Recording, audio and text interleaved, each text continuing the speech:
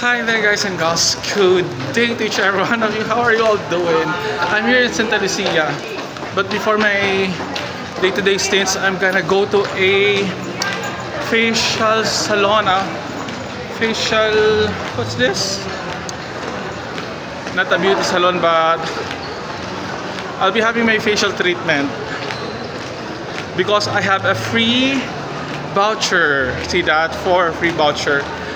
Why should I have this? Because when I had my groceries worth 200, they gave me this coupon for every 2,000 pesos single receipt purchase. That's why. So I'll be having my facial treatment. Do you know what should be my facial treatment? Can you guess? Well,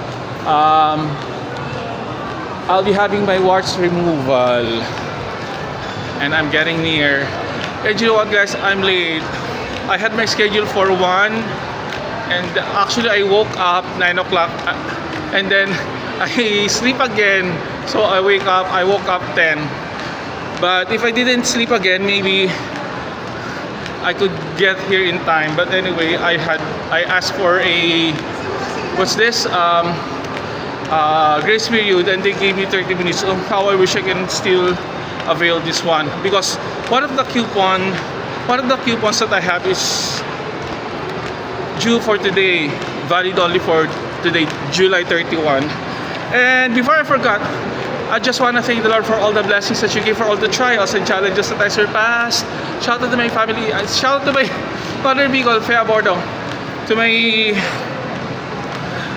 childhood friend Helen Careto, thank you for watching. And a big shout out to my big fan, according to her. It's she is Tabita, or she wants to be called also as Ate Bata Bita. Okay, I repeat.